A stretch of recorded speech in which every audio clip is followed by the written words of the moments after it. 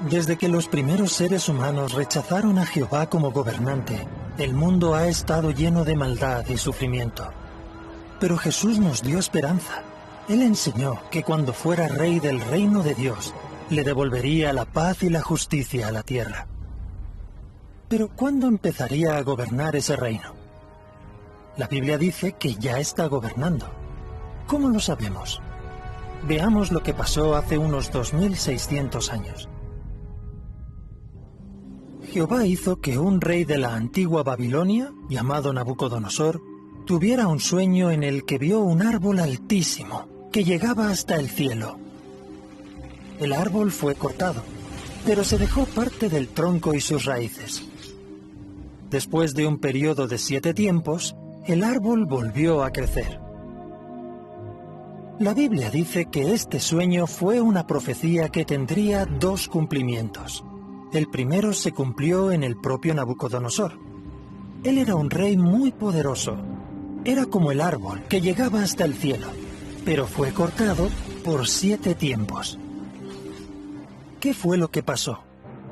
Que Nabucodonosor se volvió loco y durante 7 años no pudo gobernar. Al final de estos 7 tiempos, Nabucodonosor recuperó la cordura y volvió a gobernar. Ese fue el primer cumplimiento de esta profecía. El segundo cumplimiento estuvo muy relacionado con Dios y su gobierno.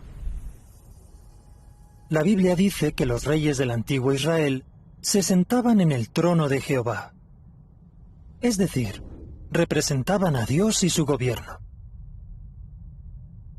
Sin embargo, la mayoría de estos reyes desobedecieron a Jehová, y la gente del pueblo hizo lo mismo. Como fueron desobedientes, Jehová permitió que los babilonios conquistaran a los israelitas y destruyeran Jerusalén en el año 607 antes de nuestra era. Desde entonces ya no hubo reyes en Jerusalén que representaran a Jehová.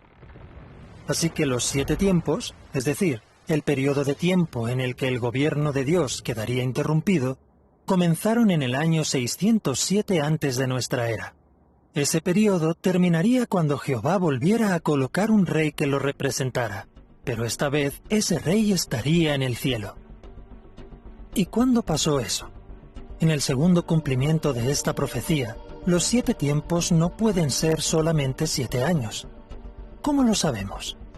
Por un lado, 7 años después de que Jerusalén fue destruida, no pasó nada importante que tuviera que ver con el gobierno de Dios.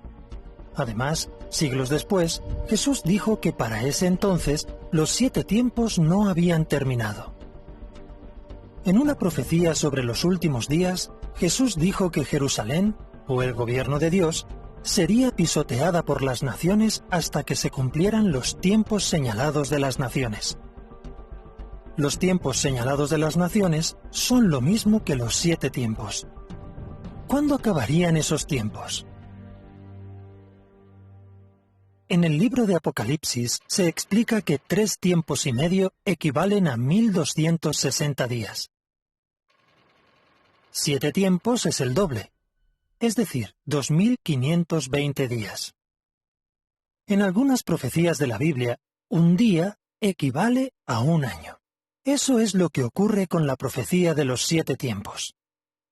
2520 días equivalen a 2520 años. Si contamos 2520 años desde el 607 antes de nuestra era, llegamos hasta el año 1914 de nuestra era.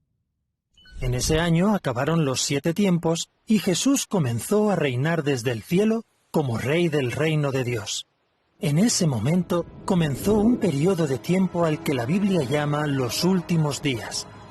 Pronto Jesús terminará de reunir en el cielo a quienes gobernarán con Él. El reino de Dios acabará con todos los problemas que nos hacen sufrir a nosotros y a nuestras familias. Imagínese cómo será su vida cuando lo gobierne un rey que de verdad se preocupa por usted.